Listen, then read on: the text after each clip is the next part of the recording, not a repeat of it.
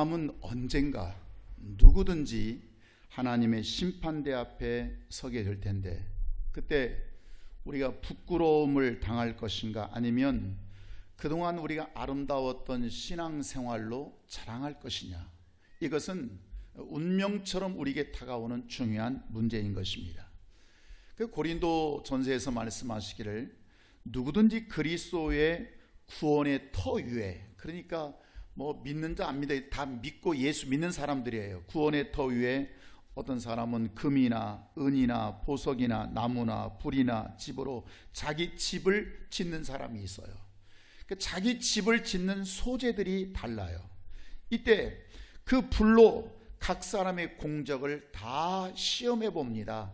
이게 지금 정상인지 비정상인지. 그래서 누구든지 그가 세운 공적이 그대로 있으면 상을 받고, 누구든지 그 공적이 불타버리면 어떻게 되겠어요?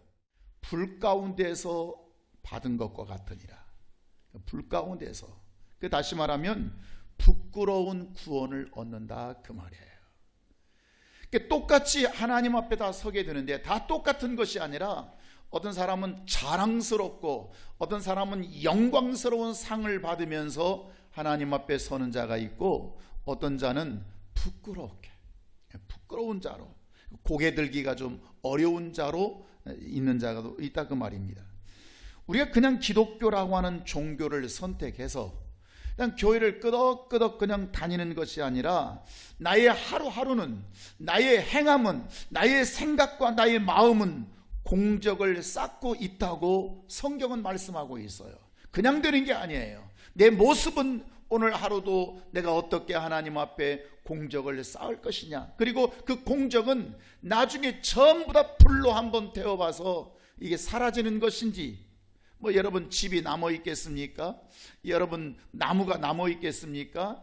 이런 것들은 다 사라져 버리지만 금이나 보석 같은 것은 남아 있다, 그 말입니다. 그러니까 우리는 내가 지금 살고 있는 그 공적들이 지금 내가 살고 있는 현재에도, 뭐 우리가 죽어서만 받는 것이 아니라 살아있는 지금에도 많은 사람들 앞에서, 그리고 하나님 앞에서 부끄러운 자로 신앙생활을 할 수 있는 자도 있고, 자랑스러움으로 살아가는 자도 있다, 그 말입니다. 여러분이 하나님 앞에 유익하게, 하나님을 유익을 위해서 살아드린 모든 삶은 내세만 자랑거리가 되는 것이 아니라 현세에도 복이 된다고. 아멘. 현세에도 복이 된다고 성경은 마가복음 10장에서 말씀하고 계십니다. 같이 한번 읽어볼까요? 시작. 현세에 있어 집과 형제와 자매와 어머니와 자식과 전토를 100배나 받되 박해를 겸하여 받고 내세의 영생을 받지 못할 자가 없느니라. 아멘. 내세의 영생만 있는 것이 아니라 현세에도, 따라서 100배나 받고. 아멘입니까? 여러분 믿어버리십시오. 성경은 은유적으로 그냥 이렇게 저렇게 표현한 것이 아니라 너희가 믿어버리면 그 역사가 나타날 수 있다고 여러분 믿으십시오. 아멘입니까? 그래서 현세에도 복을 받고 있다, 그 말입니다. 근데 문제는 우리가 하나님 앞에 구하여서 생명을 받아야 되는데, 하나님께 구하여서 생명 받는 방법이 두 가지가 있습니다. 하나는 기도라고 하는 것을 통해서 받고, 하나는 간구라고 하는 걸 통해서 받는 것입니다. 자, 우리가 보통 뭐 기도가 간구인지 간구가 기도인지, 뭐 기도는 기도고 간구는 간절하게 뭐 간이 녹도록 구하는 것이 기도인지, 뭐 이게 헷갈려 가지고 뭐 기도가 뭔지 간구가 뭔지를 구분하지 못합니다. 여러분, 기도라고 하는 것은 하나님께 너희가 무엇으로 구하든지 하나님은 100% 주십니다. 아멘입니까? 기도는 어떻게 주신다고요? 100% 주십니다. 99%도 아닙니다. 그런데 기도라고 하는 것은 하나님께 응답받을 수 있는 권리를 가지고 기도하는 걸 말합니다. 응답받은 권리가 있어요. 다시 말하면 일해 놓은 것이 있어요. 싹 받을 것이 있어요. 그러니까 그가 내가 당연히 일을 하면 싹을 주는 것인데, 하나님 앞에 일해 놓은 것이 있어요. 그 일해 놓은 걸 가지고 하나님 이걸 주세요. 그러면 하나님이 안 주실 수가 없는 거죠. 그걸 권리를 가진 자의 기도라고 말하는 것입니다. 그러니까 간구는 뭐냐면 응답받을 만한, 내가 뭔가 응답을 받을 만한 권리와 자격을 갖지 못한 상태에서 구하는 것을 말해요. 그럼 뭐 이래놓은 게 있겠어 없겠어요? 없어요. 그러나 내가 하나님 앞에 응답을 받을 만한 이 자격과 권리를 갖지 못했지만, 문제는 내가 당면한 문제가 있잖아요. 내가 발등에 떨어진 문제가 있어요. 지금 구하지 아니할 수 없어서 구하는 것들이 있어요. 당장 물질이 급하든지 건강이 급하든지 지금 가정에 어떤 위기가 만나서 어려움을 지금 만났든지 구하지 않을 수가 없잖아요. 그래서 이런 자의 기도는, 이 간구는 강청하듯이 떼쓰듯이 그저 부끄러움을 무릅쓰고 구하는 것을 간구라 이렇게 말하게 되는 거예요. 여러분, 우리가 은행에서 돈이 필요할 때 은행을 이용하게 되는데, 은행에서 우리가 돈을 가져올 때는 두 가지 방법이 있어요. 하나는 권리 있는 자가 있어요. 저축한 사람이에요. 저축해서 내가 은행에 내가 10억을 맡겨놓든 20억을 맡겨놓든 내가 또 5억을 맡겼든 1억을 맡겼든 그건 내 권리예요. 권리. 언제든지 내가 청구를 하지 않으면 모를까, 내가 청구만 하기만 하면 은행은 반드시 돈을 내어주도록 되어 있다, 그 말이에요. 뭐 때문이에요? 권리 때문이에요. 그런데 권리 없는 자가 있죠. 뭐 맡겨놓은 게 있어야죠. 그러니까 이런 자들은 어떻게 해야 돼요? 사정해야 돼요. 부탁해야 돼요. 좀 대출이 잘 안 되겠냐고, 좀 이게 안 되겠냐고, 조금 더 안 되겠냐고. 여러분, 아쉬움을 가지고 부탁해야 얻어낸. 그렇게 해서 해주면 또 좋지만 안 해주면 어떻게 합니까? 돌아와야 돼요. 이것은 권리 없는 자의 청구라고 그렇게 말하게 되는 거예요. 사람은 하나님께 매어 달리는 것을 싫어하고 부끄럽게 생각합니다. 사람에게 매어 달리는 것보다 하나님께 매어는 것이, 하나님께 매어 달리는 것이 훨씬 나을 텐데, 사람들은 하나님께 매어 달리는 것을 대단히 자존심 상해 생각하고 부끄럽게 생각해요. 여러분, 우리가 비록 응답받을 만한 권리와 자격을 갖지 못한 상태를 가지고 기도한다고 할지라도, 내가 뭐 하나님 앞에 내가 정말 내가 응답을 받아낼 만한, 뭔가를 받을 만한 합당한 내가 권리와 내가 자격이 없어요. 그렇다고 말 수는 없지 않습니까? 그렇다고 죽을 수는 없지 않습니까? 그렇다고 할지라도 원수 마귀의 손가락질과 조롱과 세상 사람들로부터 받는 이 비난과 손가락질 당하는 것보다도 하나님께 매어 달려서 응답받는 것이 세상으로부터 받는 조롱보다 낫다, 그 말입니다. 이해하시겠습니까? 내가 세상으로부터 내가 갖지 못한 것 때문에 조롱당하고 비난당하고 손가락질 당하는 것보다도 차라리 하나님 앞에 비난당하는 것이, 그렇게라도 얻어내는 것이 낫다, 그 말이에요. 네가 염치 참 좋구나, 네가 무슨 낯짝으로 이걸 달라고 하느냐, 하나님이 그렇게 부끄러움을 당한다 할지라도 세상에서 당하는 부끄러움보다 하나님 앞에 부끄러움을 받더라도 응답받는 것이 낫다는 거예요. 아멘. 여러분, 이런 지혜가 있기를 주의 이름으로 축원합니다. 그래서 하나님 앞에 염치도 없고 내가 하나님 앞에 무슨 낯짝으로 응답받을 자격과 권리가 없다는 것 때문에, 내가 하나님 앞에 뭘 일해놓은 것이 있어야, 내가 수고한 것이 있어야 내가 하나님 앞에 권리를 가지고 하나님 이것 주소서, 내가 이런 일을 했지 않습니까? 할 텐데 내가 뭐 할 게 있어야죠. 그러니까 그런 자의 간구, 그런 자의 기도는 부끄러울 수밖에 없잖아요. 낯간지러울 수밖에 없잖아요. 그러나 차라리 그래서 난 안 구해버리고 만다, 사람이 자존심으로 살지, 그 하나님께 아쉬운 소리를 안 합니다. 그렇게 하지 말라는 거예요. 그렇게 하지 말라는 거예요.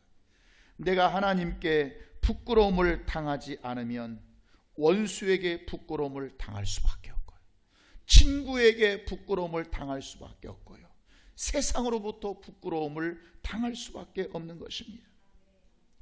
오늘 본문에 보면 이런 내용입니다. 그 본문의 배경이 그런데 에브라임 산지에 엘가나라고 하는 사람이 있었어요.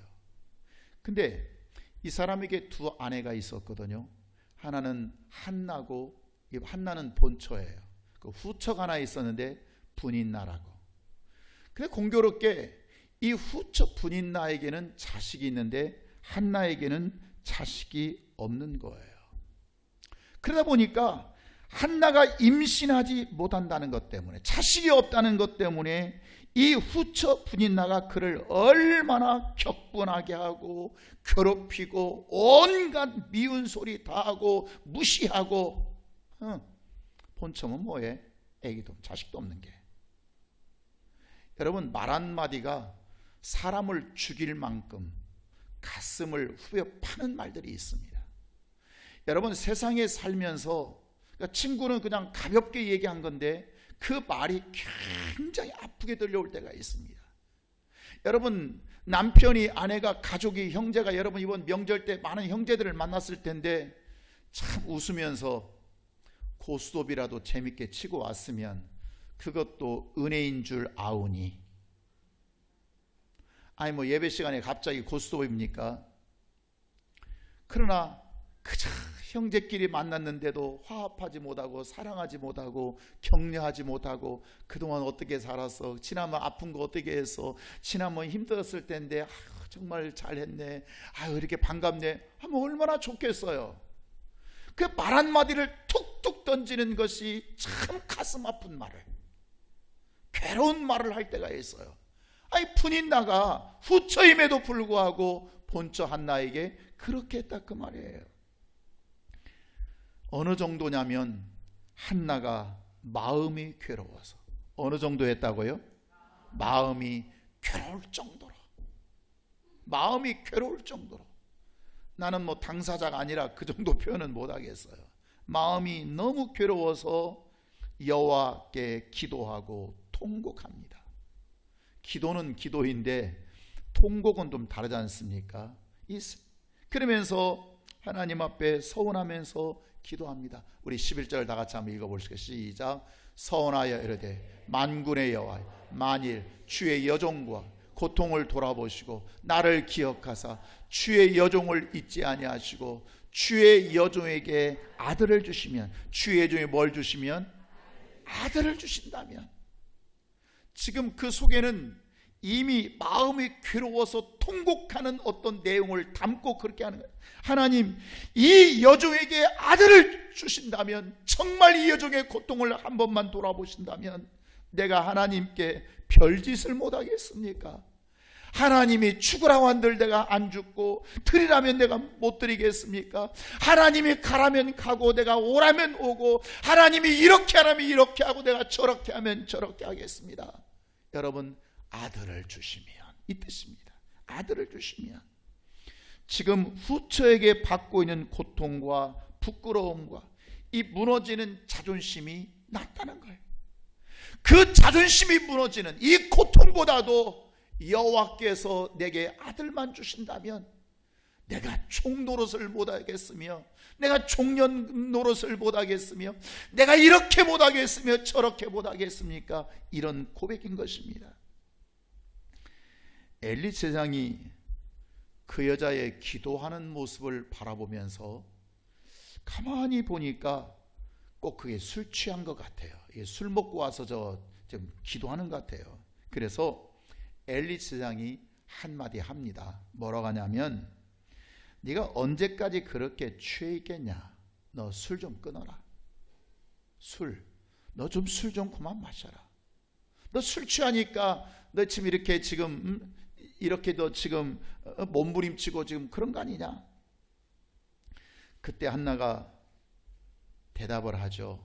아닙니다. 내 주여, 그렇게 생각하지 마십시오. 저 술 먹어서 그런 게 아닙니다. 제가 술 취해서 그런 게 아닙니다. 나는 마음이 슬픈 여자라. 내가 포도주나 독주를 마셔서 그런 것이 아니라 여호와 하나님 앞에 내 심정을 통한 것뿐입니다. 내 심정을 드러낸 것뿐입니다. 너무 괴롭습니다. 너무 힘이 듭니다. 16절, 나를 악한 여자로 여기지 마소서. 악한 여자로. 내가 지금 원통함과 격분됨이 많기 때문입니다. 그러자 엘리 제사장이 그러면 평안히 가라. 하나님이 내 기도에 구한 것을 허락하시기를 원하노라 하고 내용이 끝난 거예요. 지금 한나의 심정이 뭐냐면요, 지금 한나의 입장이 뭐냐면요, 자식이 없는 것 때문에 후처에게 당하는 부끄러움보다, 원수에게 당하는 손가락질보다, 조롱과 그 비난들보다도 차라리 하나님께 부끄러움을 당하고 제사장에게 부끄러움을 당하더라도 그 부끄러움을 무릅쓰고 강청해서라도 내 이 고통과 내 이 원망스러움, 내 자식이 없다는 것 때문에 후처에게 당하는 이 고통, 원수에게 손가락질 당해서는 안 된다는 거예요. 이게 한나의 지금 입장이고 심정이에요. 아멘입니까? 우리가 세상에서 만나는 많은 문제들이 있습니다. 자존심 상합니다. 어떤 때는 억울합니다. 내가 왜 이렇게 살아야 되나?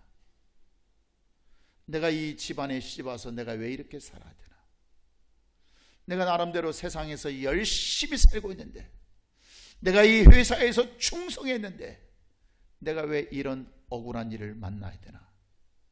여러분, 손가락질을 당할 때가 있습니다. 비난받을 때가 있습니다.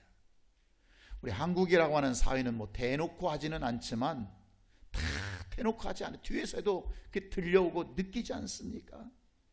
원수에게 손가락질 당하지 말자고 하는 것이 지금 한나의 심정이라. 한나가 첩에 대한 부끄러움과 자존심이 상함이 제사장의 술 취한 것처럼 보일 수도 있고 정신당한 여자처럼 보일지라도 하나님께 응답받는 것이 차라리 낫다. 이걸 성경은 기록하고 있는 것입니다. 아멘입니까? 성경이 지금 이렇게 말씀하고 계시는 것은 세상으로부터 비난과 세상으로부터 받는 조롱보다, 세상으로부터 받는 고통보다 차라리 하나님께 조롱받더라도, 하나님께 비판받더라도 그래도 강청해서 응답받는 자가 되어라. 하나님께 응답을 받아내야 세상으로부터 조롱당하지 않는다. 이것을 성경은 말씀하고 싶은 것입니다. 오늘날 기독교인들은 세상 사람들의 조롱과 비난과 부끄러움을 부끄럽게 생각하지 않습니다. 그냥 지나쳐버립니다. 그냥 가볍게 여겨버립니다. 정말 하나님이 나를 사랑하신다, 증거를 보이지 않습니다. 하나님이 정말 나를 사랑하신다면 사랑하신다고는 증거를 보여야 되는데, 과연 하나님은 살아계신다, 그것을 보이지 않습니다. 네가 감히 하나님을 몰라도 한참 모르는구나. 네가 하나님이 살아계신다는 걸 더 모르는구나. 하나님이 네 주리를 비틀을 수 있다고 하는 걸 더 모르는구나. 하나님을 드러내지를 못합니다. 하나님이 살아계심을 증거해내지를 못합니다. 우리가 하나님을 기쁘시게 한 자와 하나님을 기쁘시게 하지 못한 자를 하나님은 분명히 차별하십니다. 믿어지십니까? 하나님 편에 선 자와 하나님 편에 서지 못한 자를 하나님은 분명히 차별하신다. 그래서 우리는 하나님께 부끄러움을 당할 수밖에 없는 자입니다. 이해하시겠습니까? 그러나 하나님 앞에 부끄러움을 무릅쓰고서라도 하나님 앞에 기도하고 하나님 앞에 간구하고 간청해서라도 나의 원하는 바를 이루지 못하면, 내가 원하는 물질을 얻어내지 못하고, 내가 원하는 건강을 얻어내지 못하고, 내 자식의 문제를 해결하지 못하고, 내 가정의 문제를 해결하지 못한다면 우린 세상 원수로부터 조롱을 받을 수밖에 없다, 그 말씀이에요. 이해하시겠어요? 그러니까 내가 당하는 부끄러움, 내가 하나님 앞에 당하는 부끄러움은 당연한 것이고, 그렇다고 해서 포기하지 말고, 그렇다고 해서 내가 이 낯짝고 이 얼굴로 어떻게 하나님 앞에 나가, 그런 말 하지 말고 그래도 나가라는 거예요. 그래도 나가서 내가 잘못한 것이 있으면 회개하고, 내가 부족한 것이 있으면 뉘우쳐서라도, 그래서 하나님 앞에 강청해서라도 네가 필요한 것을 받아내고 네가 원하는 것을 받아내는 자가 되었을 때만이 비로소 나는 세상으로부터 조롱당하지 않는다는 것입니다. 지나간 나의 삶이 하나님의 영광을 가릴 수밖에 없는 부끄럽고 어리석은 자였다 할지라도, 지난 나의 삶은 하나님 앞에 참으로 부끄러운 자일 수밖에 없는, 참으로 연약한 자일 수밖에 없는 자라고 할지라도, 그래서 내가 생명 얻지 못하면 원수들에게 당하는 이 부끄러움과 손가락질과 무시당함과 조롱당하기보다는 하나님 앞에 부끄러움을 무릅쓰고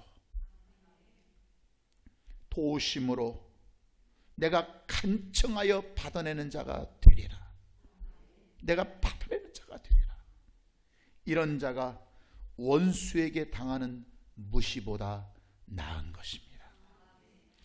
마태복음 6장 22절에 보면 눈은 몸의 등불이니 그러므로 내 눈이 성하면, 여기 성하면, 여러분 눈이 성하면 이게 무슨 뜻일까요? 눈의 기능은 뭐 하는 거예요? 보는 거예요. 눈이 밝으면 되는 거예요. 그렇잖아요. 눈이 밝으면, 그 번역해 놓는다고 최근간에 성경을 번역해 놓은 것이 옛날에 내 눈이 밝으면 그랬는데 지금은 성하면, 아니 눈이 성한 게 밝은 거지. 자, 눈이 성하면, 밝으면 온몸이 밝을 것이다. 자, 내 눈이 밝으면 온몸이 밝을 것이다, 이 말씀이거든요. 자, 그러면 너의 관심이 어디 있느냐? 이건 다시 말하면 눈의 기능입니다. 눈의 기능은 관심사입니다. 눈은 관심 있는 쪽에 눈은 갑니다.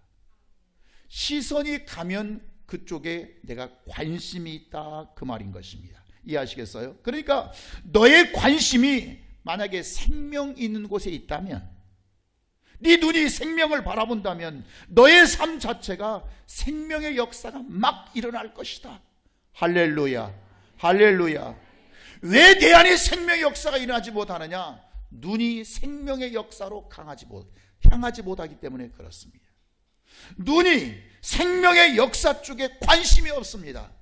회사에는 관심이 있을 수가 있어요. 돈 버는 데는 관심이 있을 수가 있어요. 세상 일에 관심이 있을 수가 있어요. 눈이 그쪽은 잘 가요. 그래, 눈이 하나님께 향하지를 않는다, 그 말이에요. 여러분, 사람의 눈이라고 하는 것은 항상 자기 관심 있는 곳에 가게 된다 그랬습니다. 눈이라고 하는 것은. 그러니까 눈이 가는 곳에 뭐가 가요? 마음이 가요. 마음이 가는 곳에 행동이 움직인다, 그 말이에요. 이해하시겠어요? 그러니까 내가 무엇을 바라보느냐? 네 눈이 밝으면 네 온 몸이 밝을 것이다. 몸이라고 하는 건 육체가 밝을 것이다. 여러보세요. 성전을 건축하고 싶은 사람은 지나가다가 정말 멋진 건물, 괜찮은 건물만 보면 야, 저거는 교회였으면 좋겠다, 저 교회였으면 좋겠다, 여러분 그렇게 생각합니다. 그런데 술집 하고 싶은 사람은 똑같은 건물을 봐도 어떻게 생각하면 야, 저거 술집 했으면 대박 나겠네, 돈 잘 벌겠네, 이 자리는 꼭 술집 할 자리야. 교회과에서 관심 있는 자는 이 자리에 교회를 지으면 참 너무 좋겠다, 전도 너무 잘 되겠다. 그런데 술집 할 사람은 이 자리에 저 건물이 있으면 진짜 돈 잘 벌겠다. 여러분 그렇게 본다. 유흥과 향락을 좋아하는 사람은 친구 어디가 물 좋아? 강남이 물 좋아? 영등포가 물 좋아? 어디가 물이 좋아? 그 관심이 물 좋은 것만 바라보고 어느 술집이 물이 좋냐, 그런 소리는 하는 것입니다. 왜냐하면 관심이 있는 곳에 무엇이 가기 때문이에요? 눈이 가기 때문에 그래요. 단순합니다. 그러니까 내 관심이 어디에 있느냐, 내가 뭔가를 지금 바라보고 있느냐, 이것이 그 사람의 생각이고 그 사람의 미래가 되는 것이에요. 우리가 하나님이 관심 있는 자라면 하나님이 관심이 있어요. 나에게 생명 주시는 그 하나님, 그러면 당연히 하나님의 일에 관심이 있을 수밖에 없고, 하나님의 일에 관심이 있으니까 하나님의 일을 어디서 합니까? 뭐 회사에서 합니까? 뭐 어디서 합니까? 그 결국 교일에 관심이 있게 되고 우리 눈이 그곳에 향하고 있다 그 말이에요. 그러니까 교회 일은 아무라도 하는 게 아니에요. 뭐 힘 있다고 하고 힘 없다고 못하고 그런 것도 아니에요. 관심이에요. 내 마음이 어디에 관심이 있는가, 내 눈이 어디를 바라보는가, 그 관심에 따라 그는 일하게 돼 있다 그 말인 것입니다. 그러니까 하나님도 우리 눈이 그곳을 향하고 있을 때, 내 관심이 하나님을 향하고 있을 때 하나님도 우리의 현실을 외면하지 않습니다. 그래서 내 발등에 떨어진 불을 하나님은 모른 척하지 않습니다. 내 현실에 지금 긴박한 문제, 네가 지금 내게 관심이 있느냐, 네가 지금 내 일에 관심이 있느냐, 네가 지금 내 성전에 관심이 있느냐, 그러면 당연히 나는 네 일에 관심을 줄 수밖에 없는, 그래서 그의 문제를 풀어주고 해결할 수밖에 없는, 그러나 사람들은 하나님의 일에 관심이 없습니다. 눈이 그곳에 가지 않습니다. 내 육체를 위해서는 얼마나 발이 빠른지 모릅니다. 눈이 그렇게 빠를 수가 없습니다. 그러나 하나님의 일은 관심을 갖지 못합니다. 언젠가 우리 모두가 하나님의 심판대 앞에 서야 되는데, 로마서 14장에서 뭐라고 말씀하죠? 내가 어찌 내 형제를 비판하느냐, 어찌하여 내 형제를 업신여기느냐. 형제 함부로 하지 말아라. 왜 그렇습니까? 우리가 다 하나님의 어디에 서야 되기 때문이에요. 심판대 앞에 서야 되기 때문이에요. 할렐루야, 할렐루야. 예의가 없습니다. 그래서 모든 혀가 하나님께 자백하리라. 네가 각 사람이 자기 일을 하나님 앞에 짓고 하리라 말씀합니다. 자, 요한계시록 20장 12절에서 뭐라고 말씀합니까? 같이 한번 읽어볼까요? 시작. 또 내가 보니 죽은 자가 큰 자나 작은 자나 그 보좌 앞에 서 있는데 책들이 펴 있고 또 다른 책이 펴져 있어. 곧 생명책이라. 죽은 자들이 자기 행위를 따라 책에 기록된 대로 심판을 받으리라. 자기 행위 따라 그 책에 기록된 그대로 심판을 받으리라. 13절에 말씀하기를 각 사람이 자기의 행위대로 심판을 받고, 15절 누구든지 생명책에 기록되지 못한 자는 풀못에 던져지리라. 할렐루야. 누구나 다. 그러니까 그저 세월이 그냥 얼마나 빠른지, 추마등처럼 빠른 이 세월 속에서 흥청망청 살다 보면 어느 날 심판대 앞에 딱 서 있게 되는 것입니다. 심판대 앞에 서서 아이고 예수 믿는다고 고백해봐, 내가 말하면 따라서 해봐, 그러면 천국 가. 여러분 지금 천국 가고 안 가는 게 문제가 아니라 천국에서 받아야 할 심판이, 지금 여러분 죽기 전에 예수 믿는다고 고백한 사람이 무슨 일거리가 있습니까? 무슨 상거리가 있겠습니까? 여러분 잘 생각하셔야 되는 것입니다. 심판대 앞에 서기 전에 부끄러움을 피하기 위하여 오늘 인내하고, 오늘 견디고, 오늘 믿음으로 참고, 오늘 거룩한 일을 감당하고, 오늘 수고하고, 오늘 충성, 마음을 들여 충성하기도 하고, 이것은 심판대 앞에 서는 날 내가 벌거벗지 않고 구원받고 부끄러움을 당하지 않기 위함인 것입니다.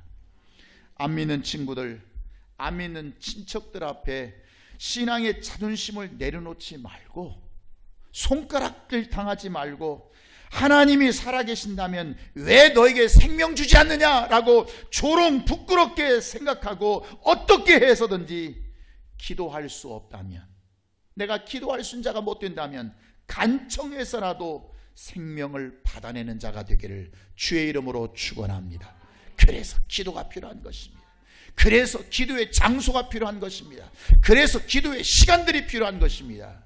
여러분, 기도의 시간과 그 장소는 그냥 주어진 것이 아니라 내가 세상으로부터 받을 조롱을 내가 차라리 하나님께 받고라도 내가 하나님 앞에 내 바람과 소원을 얻어내리라 하는 시간들인 것입니다.